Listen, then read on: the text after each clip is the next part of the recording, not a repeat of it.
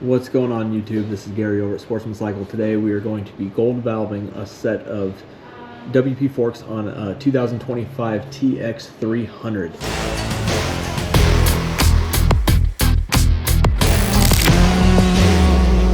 So this one kind of new for the last year or two. They've implemented using the twin chamber forks, so a lot of people haven't seen those yet. I did a video on the open chamber conversion on the Explorer forks, and now they've gone away from the air fork, so they're kind of putting out some good products. So we're going to break these down and kind of show you our process on how we valve them. These things are brand new, 0 hours. So you're going to go back to having your compression clicker up top and your rebound at the bottom with 0 tools, so you can just get them all by finger.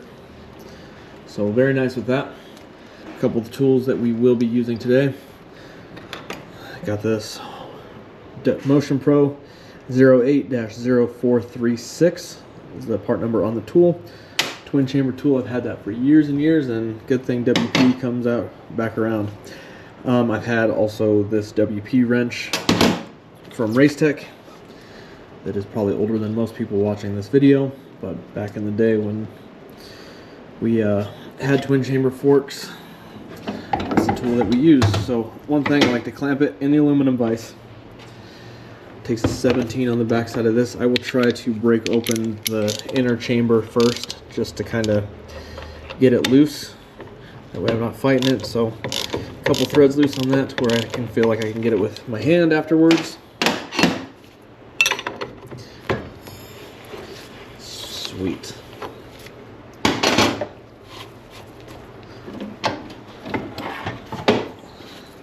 These do have one of my favorite designs though on the spring. Everything is built in, and you can set your spring preload with the forks disassembled.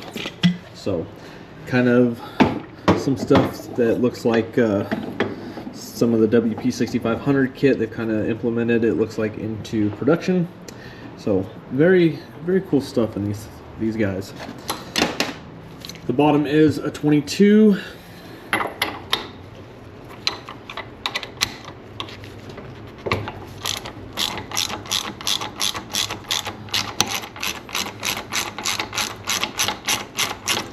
Start getting that spinning a little bit, and then I'll push on the back side, so then you can hear it click. There you go, and the adjuster kind of pops out, and then you can kind of get it out from hand, with your hand from that point on. That is the rebound adjuster. Okay.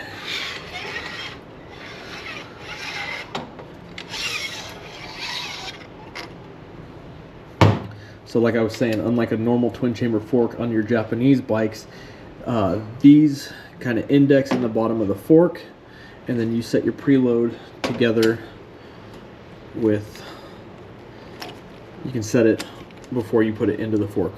Very cool design. I wish the Showa and KYB stuff had that, but maybe in the future. This spring guide just slides right off.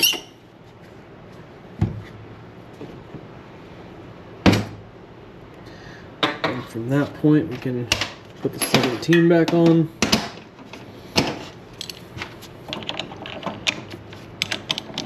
And loosen up the compression valving.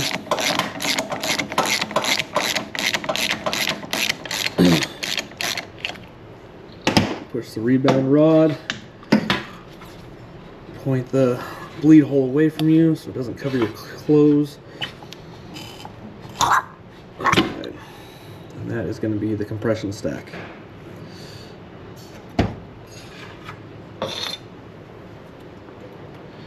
Kind of drain this for now until we split the tubes.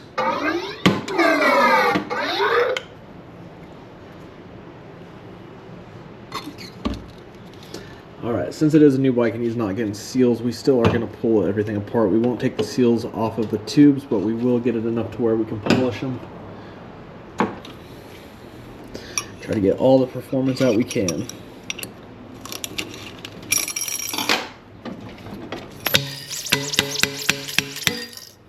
Okay. Same process.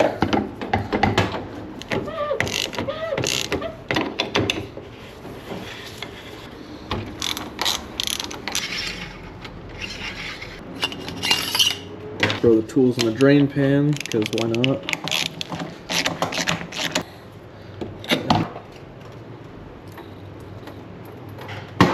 Gonna look for the clip groove inside. One side has a spot where you can actually get the tool in between. The other side does not. So very easy, just to take Racetech's clip tool remover, slide in there, pop it out, separate the tubes. You can add heat if you need to, but most of the WP stuff comes right out, no problem. So let those sit there. Now there's a couple ways to do this, and I've done the couple ways, but this is the way that I'm doing it as of this point. So separating the rebound rods from the twin chamber is kind of a pain, because there's a bunch of Loctite built up on here, and then trying to get this apart and then clamp it and everything, it's been kind of a nightmare. So what I've been doing is just removing the seal head and just doing it this way, and this has been a lot easier. So it's grooved, so you can put it right in the vise, clamp it in there, not too tight but just snug to hold it, and then clean all the oil off. And we're just going to loosen this Loctite up a little bit, not too hot, and melt the seal out.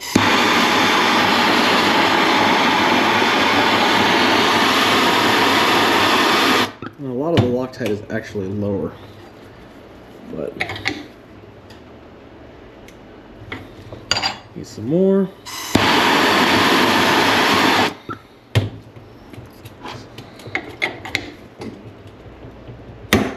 Alright, starting to smoke the oil a little bit, so she's getting a little warm.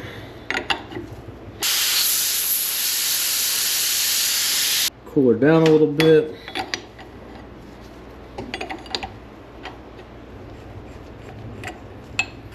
Alright, there's a rebound rod out of that one.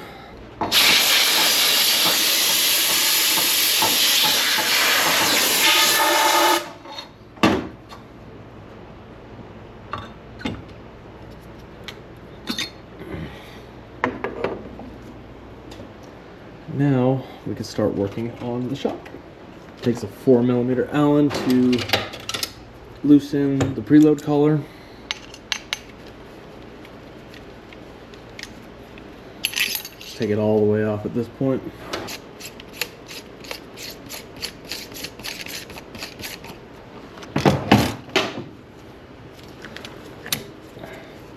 Alright, pull the bumper down. Move the jigsaw puzzle that holds the spring in. If you have to take out more preload, easy to do.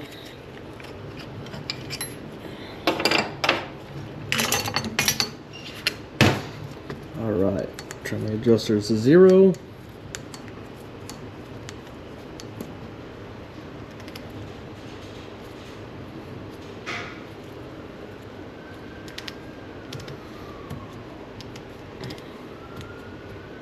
And then we're going to want to cycle it through to make sure that the rebound needle is set.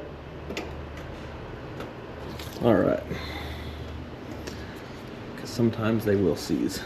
We need the 4 again to bleed off the nitrogen.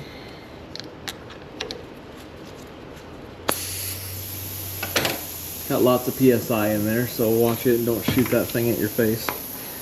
I usually let it bleed out a little slow.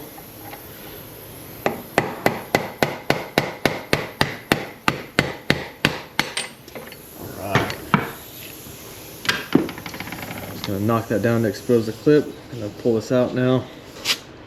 There we go.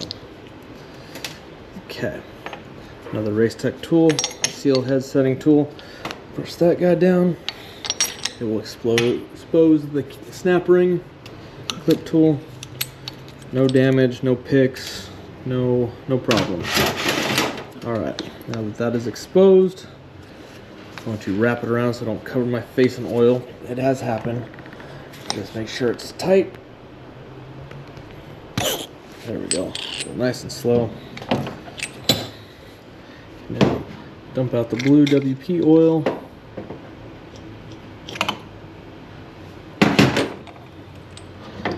Grab that O-ring for, go back over to this vise.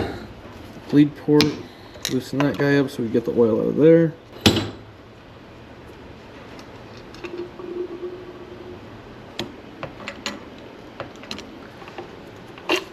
Yep, drop it on the ground. Let that bleed.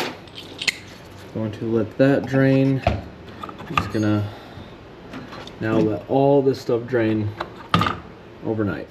Day 2 and we are back at it. Had a chance to just let it drain all night. Kind of like doing it that way if I could get one set done before the end of the night. So that way everything can drain. I could do all the cleaning and stuff and get it ready to go for tomorrow's install.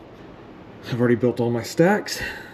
I've already set all the O-rings on the gold valves, drilled all of my bleeds that are needed. Not every set needs a bleed, but they have a pre-sunk hole if yours does call for it. I have to drill a hole in the rebound separator valve, which is also the shock shaft nut, and then into the rebound piston. And all of these settings are not secret. When you buy the gold valve kit, you can get the exact same settings that we are racing on, any supercross racer is racing on, or anything with our settings you have access to over 300,000 different variations. So one thing I also did too before I get too far in it is I went ahead and ground all the peening and stuff off of all of the compression and rebound stuff. I don't like to do it in here because I don't want any metal shavings in here, so they do have them peened over so the shock shaft nuts can come up. If you can't come off, sorry. If you are just doing normal fork seals, oil changes, stuff like that, just make sure that the torque is there. We run 25 inch-pounds just to make sure the compression nut, rebound nut, all that stuff's not gonna fall off. And you can kind of tell too if you're just taking it apart and just doing a quick look. So I'll start polishing the tubes. We got some cool 3D printed new adapters for our drill press. That way it fits a variety of tubes.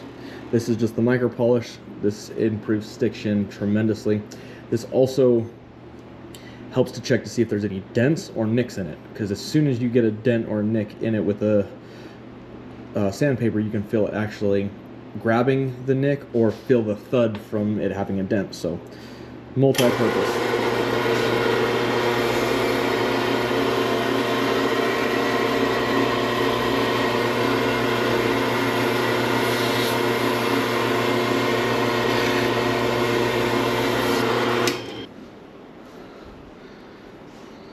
If you can see, it might be hard to show up on camera, but gives it a nice crosshatch like you get in your cylinder walls, so that way oil actually fills in the small cracks and makes it more slippery. You can improve stiction huge by just polishing your tubes.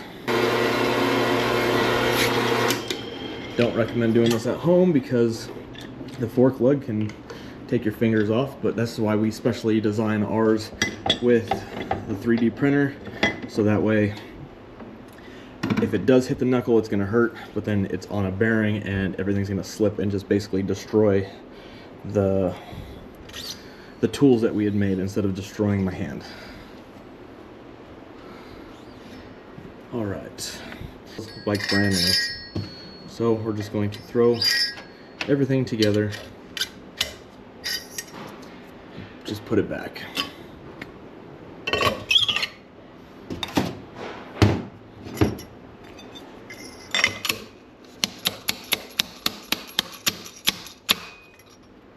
Wait for the nice thud, knowing that the bushings are all the way in.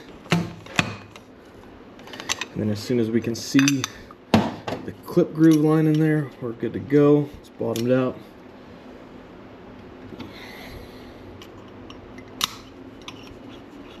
Wait for the snap, everything's good. Wipe it down one more time, and then push the dust seals in. As long as you're not running some generic brand, the dust seal should push in pretty easy. Sometimes you have to bang them in there, which kind of is a bummer, because the clearances are a little too tight.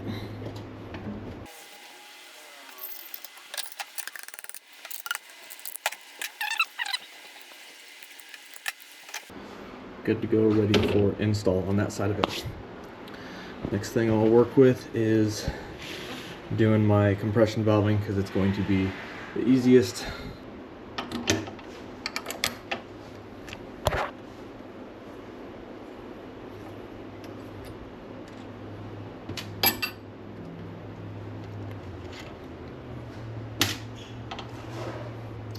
I will save for the customer their stock parts.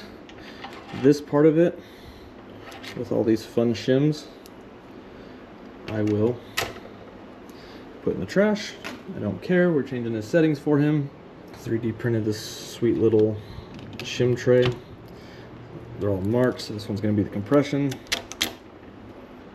Still, it has a groove here on this side. This is going to go up, so that way your check valve has room to float in there. You want the flat surface up against the actual shims. We'll have the check valve and the spring.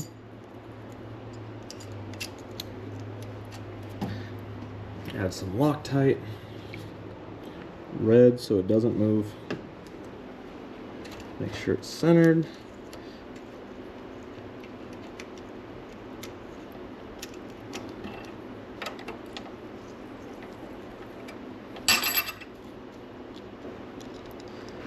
Make sure the check valve can float. Torque wrench, 25 inch-pounds.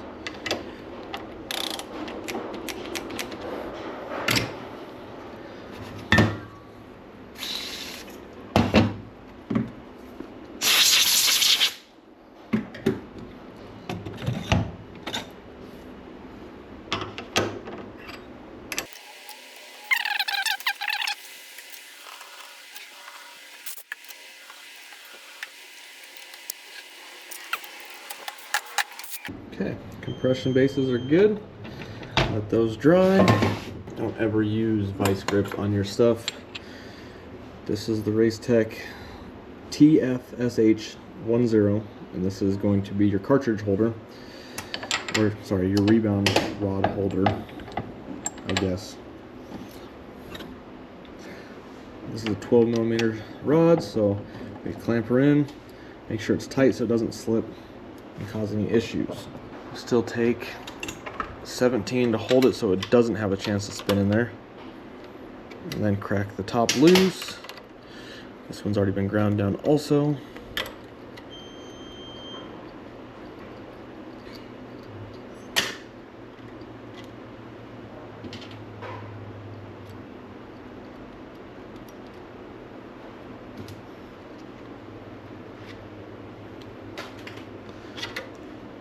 Save the old one for the customer. Throw away all the shims. I saved the springs and stuff for them too. Let's make sure with a magnet nothing's in there.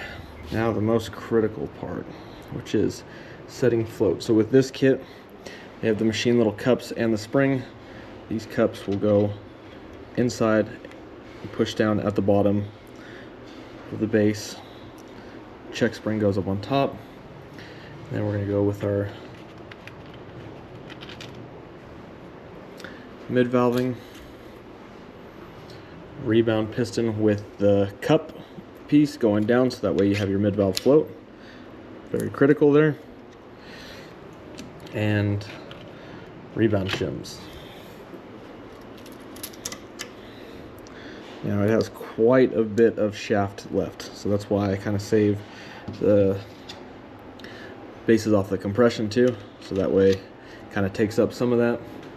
We do also have extra stuff that Racetech supplies too. So now we can get this torqued, check our mid valve.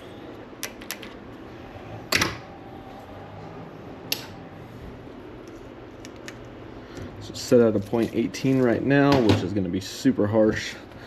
Supercross settings, or close to Supercross.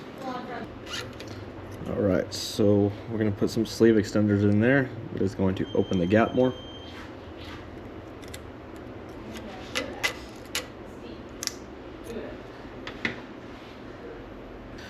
Okay, 0.75 is our target. 8.5. Okay, too tight for 8.5, so we need to chop this by 10 or so and make some more adjustments. So what this does is we are dropping our sleeve extenders from 0.60 millimeters to 0.50. I just did 2 10s instead of a 30. Torque it down. Let's pull that 7.5 out. Okay, too tight.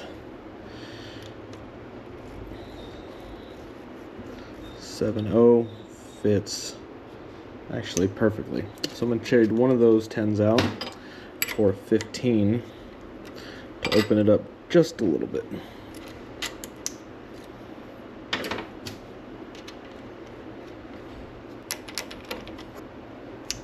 Sweet, we can lock her down with some Loctite now and move on to the next one.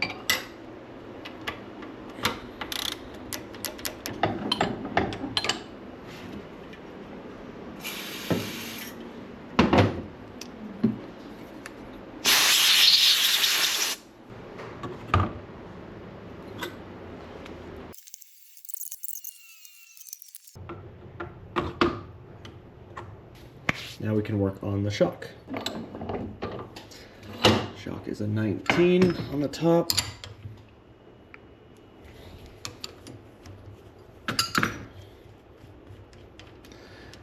Save the shock shaft nut for the customer.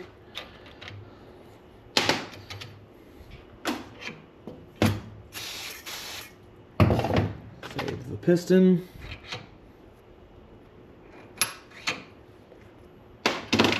Throw away the valving. These bottom shims are just to space out the threads,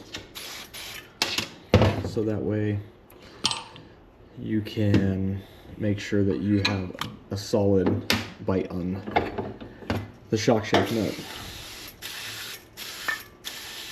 Because if you can see any of this shoulder right here, after you get done and you're not cradling it, then that thing's going to come loose, shock's going to come apart, and then it's going to be a bad day.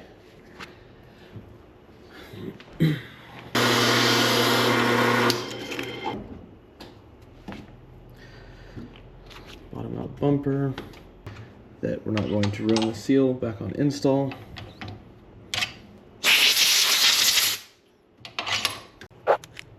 Measure the rebound separator valve depth, set it to 0. And now we are going to put on compression valving. Bigger sided ports are going to be compression sides, smaller side ports are rebound. So you can also see 1, 2, 3, 4, 5, 6 holes, 1, 2, 3 holes for rebound. I've seen those upside down before. You usually know right away because then you have no damping and it just clunks like crazy. Alright. So with that, like I was talking about, you can see that it's shouldered, meaning it is not going to work. So take these shims just to check it and see where we're at with our depth. 1.29130, close. Needs to be about 150. I have extra of these shims. 169, 170. It's a lot better in there, so that way it doesn't bottom out and break the rebound separator valve. Now I like to put the spacers back on the bottom, so that way the gold valve is all the way at the top, as high as it can be. It stops it from having a weird leverage. I know it doesn't make too much sense, but it does change a little bit of stuff. Now we'll double check it again with everything in there. 174. Put some Loctite on the nut.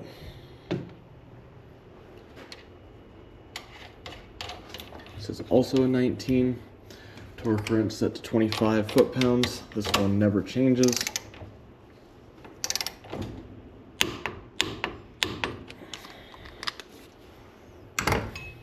Now he's not doing a bladder kit, so we are going to add our port spacer from Racetech to use the vacuum bleeder. And then we are going to also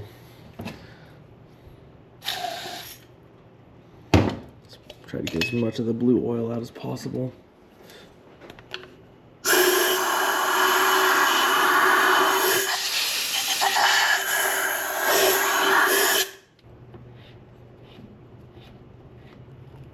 It is easier with the socket and to take the adjusters out, but I'm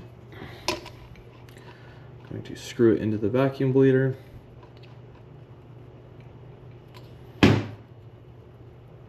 Get it nice and tight.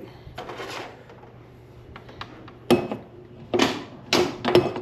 going to top off some oil just to make sure our bleeder doesn't run out.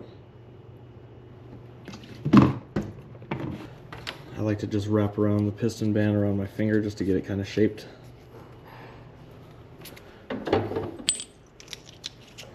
That way when I put it on, it's nice and easy to push in. I'm going to also make sure it's in the grooves.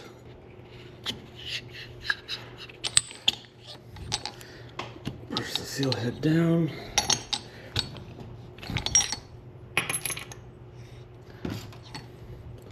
Grab our snap ring. Make sure it's fully seated. Rubber mallet. Not a carpenter's hammer.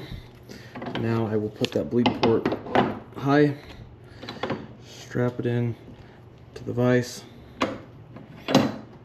pull the vacuum,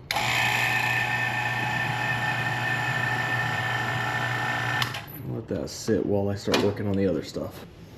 While that thing's working, I'm going to start installing our rebound valves. A little bit of Loctite back on the threads.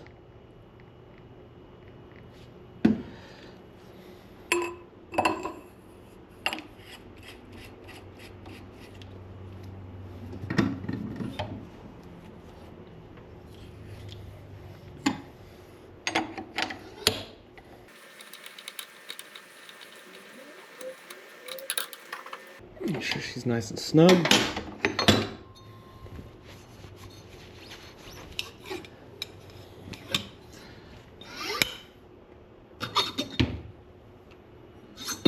Constantly wiping everything down and just making sure everything's clean.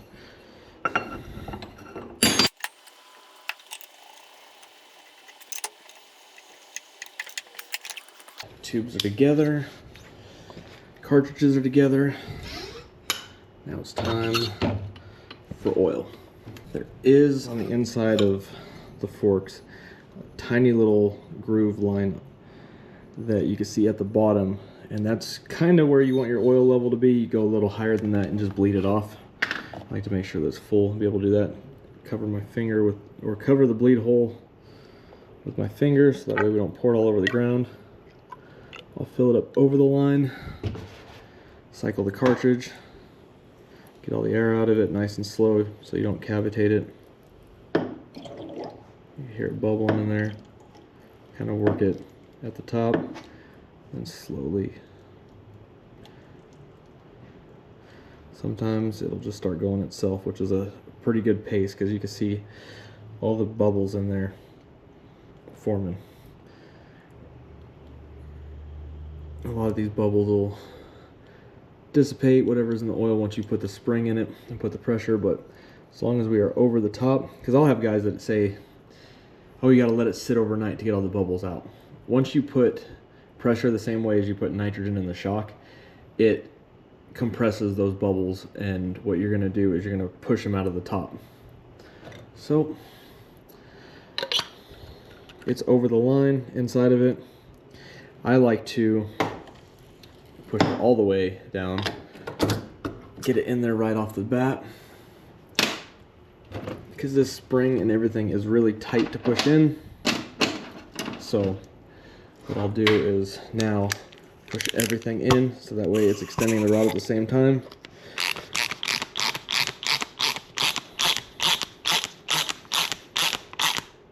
Makes it a little easy to get that thing in there and then bleed her off.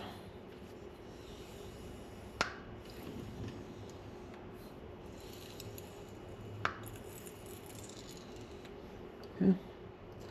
So we got no extra oil there. We are good. Your kit is going to come with PVC spacers, metal spacers. You're trying to set spring preload. Not the most important, but a very important part of this job is making sure your spring preload is correct. This we are setting at 3 mils of preload. Put the spring guide on. We're going to put the base with the washer of the spring guide into there. Going to install the spring and get my free length. It's going to be 463. Now we can add, you can see right there, 0 preload. So we're going to add some spacers to this guy. Start off with the thicker ones. I believe they're 7 mil spacers. Put it at the top.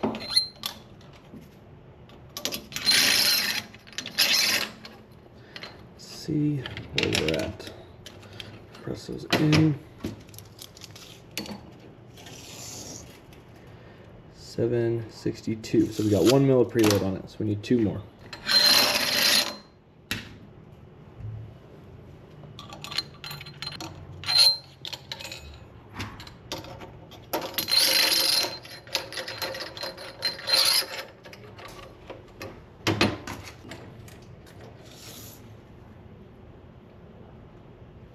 Okay, so I actually have 462 and installed I had 459.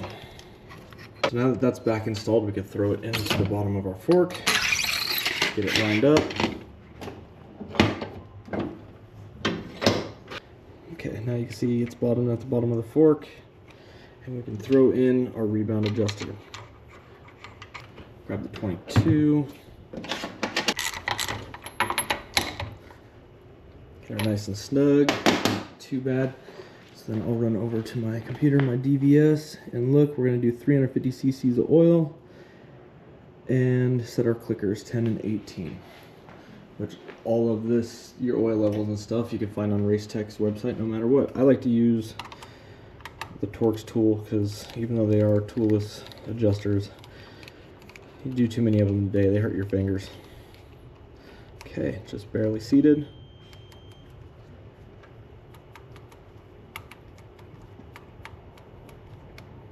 $18 clicks there. We'll throw 10 in here. 1, 2, 3, 4, 5, 6, 7, 8, 9, 10. Okay. Pour it in nice and slow, especially with the preload washers at the top. They will kind of restrict the oil flow and it can overflow pretty quick onto your hands, and then you gotta drain it all out and restart if you want to do it right. Okay. The motion probe tool still to kind of make sure everything's locked in. The cartridge is locked in to the cap. The cap locks it in to the rest of it. No abnormal noises. Put her back in slot number 4. Now we gotta finish the other stuff. So now while this has been sitting under vacuum, come over, fill her up, run another cycle through so that way I'm trying to get all the bubbles to the top.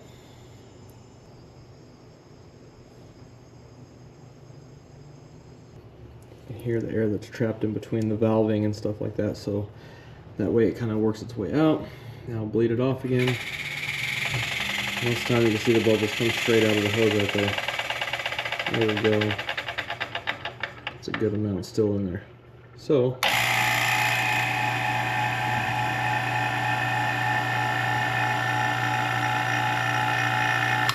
we'll actually pull the oil or the air out of the oil. This right now, with how much it's using, it's still pretty full of air. So okay, I'm going to overfill the oil on this one so that way it purges how it needs to, or purges so you can see it.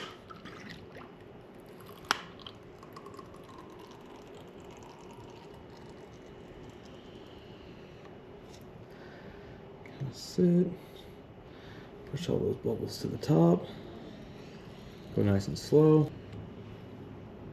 Okay, it's a little bit more full on this side, so that way I'm going to kind of push it in and overspill it, if I can get it in there, because that's why I do it the certain way that I do, is so that way I'm not fighting this spring, which I can already tell is going to be a fight. See, overfill, and then now we're about an inch away from being actually able to compress it. So that's too much. I'm going to have to bleed out some of this.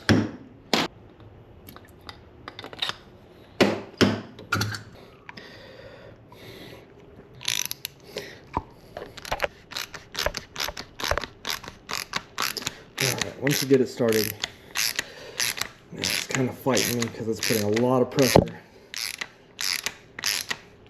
on that spring. But now you'll be able to see, kind of get it up at like a 45-degree angle. There we go. See, it's purging that extra oil.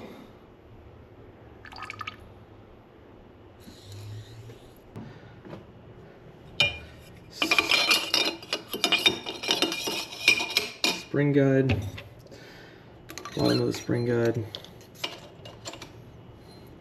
We did a PVC, did an OEM spacer, and we did 2 race tech shims. Let's see if we can get this somewhat in the ballpark first try.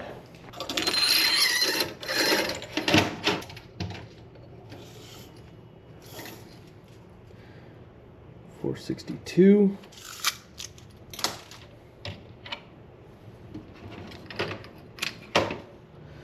$461. So another spacer on this side.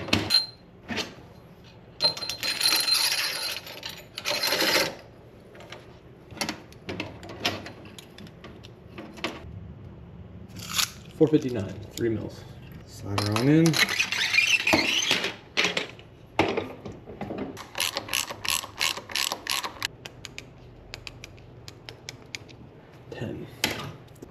If you're doing moto or GNCC or anything like that, your oil changes or oil levels are going to be different. This is just for single track. Some of the desert stuff is the same, but there's different oil levels for different disciplines. But you can put that in on Racetech's website and it will tell you what we recommend. And then you can adjust from there. If you want more bottoming, add a little bit more oil. If you want less, take some out.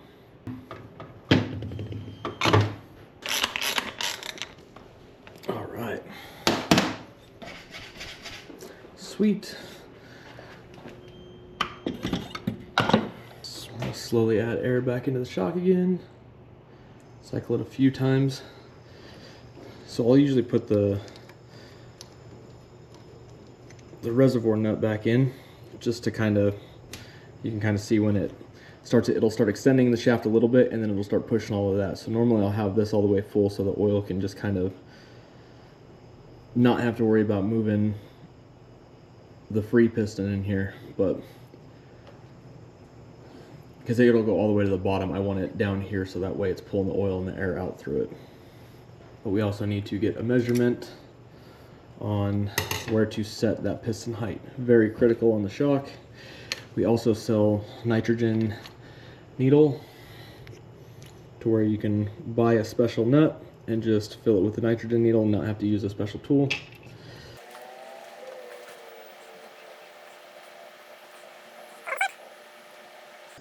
Alright, that's going to pressurize everything. Now we're going to cycle it a few times. You can actually see the air bubbles in the line right there. Sometimes when they're that high, we can get them all the way back in the tank. Boom, then we don't have to deal with those ones. Listen for some more. A couple small bubbles still in there.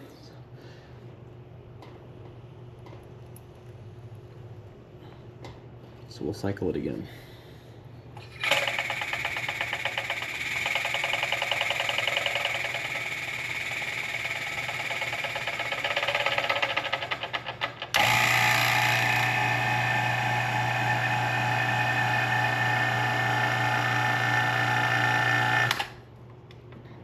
Couple big looking bubbles in there.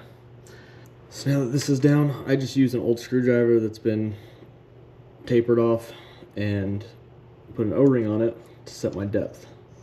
So push it all the way in, kind of double check to make sure that you can see that this is all the way down. And then our spec on this one, on this reservoir, is going to be 3 millimeters from the body end. So what we'll do, we will measure where this is at, set it to 0, -3,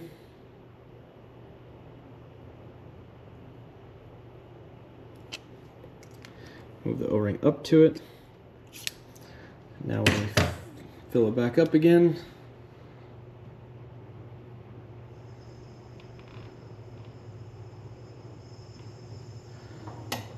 try to fill it nice and slow so whatever bubbles go back in, they hopefully get trapped into the very top portion of it and not forcing it back into the body. It just stays up in the reservoir right here to where when we finally release the pressure and push the reservoir back, it'll push those last bubbles out. And you can see it's pushed that reservoir. That's how much that thing moves or can travel in the shock while it's being compressed, because that's going to be basically moving back and forth every time the shock compresses. I'm going to bleed off all the air.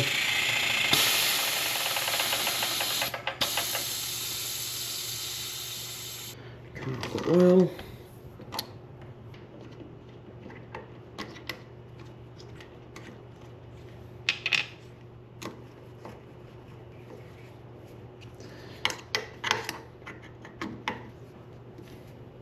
I'm gonna push the shaft all the way down so that way it gets the piston at the top, get as much of the air out as possible so that we can put in the nitrogen. Just started a couple threads, pull this up. So actually the new tool, you don't have to move the preload collar all the way out of the way. It's got this nice cutout to where it'll actually still mount up with that there. I'm so used to the other ones. I'll screw it all the way down now. We'll lock it in, turn on my nitrogen bottle, hook it up, turn it all in. This is also sold by Racetech. Fill it up to 145 in the shock. Spin that back in, lock it down, undo the Schrader and let the air out. Unscrew it, it's super easy. These tools are super convenient, and now they sell adapters so you can do all the size of WP shocks. Cycle the shock, it works. Now we're gonna set our clickers.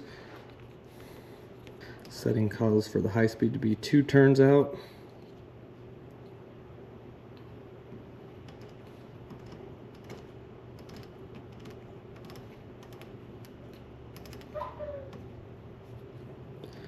So let's see where we're at.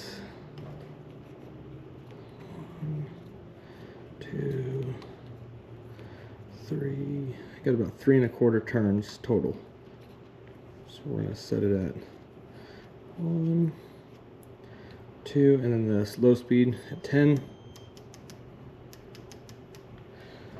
Rebound at 12. There is no magic clicker setting. All of it is subjective to what is inside with the valving. You have really light valving, turn them all the way in, and it's still not going to do nothing.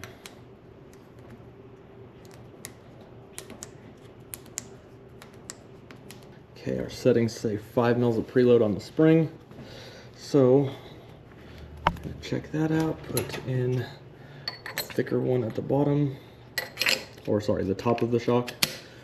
Spring free length 253. Letters up. Put in smaller washer,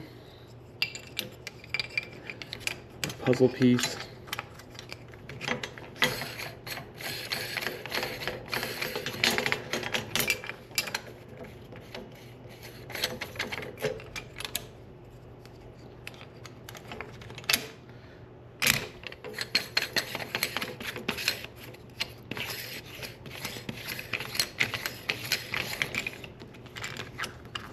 Bumper up.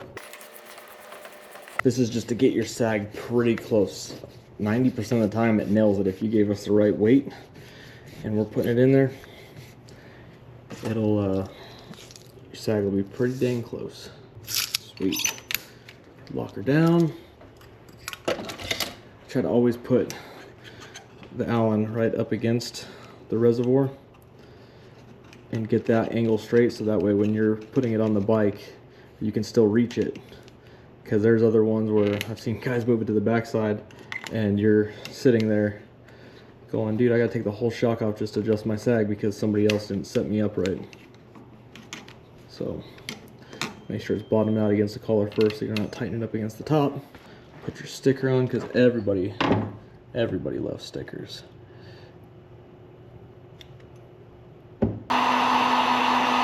So I like to push my guys' travel rings all the way up, so that way when they start moving it, starts going down, they see how much travel is left. So if they're like, you know, it's bottoming and it's all the way at the bottom, then we can add more oil if we need to.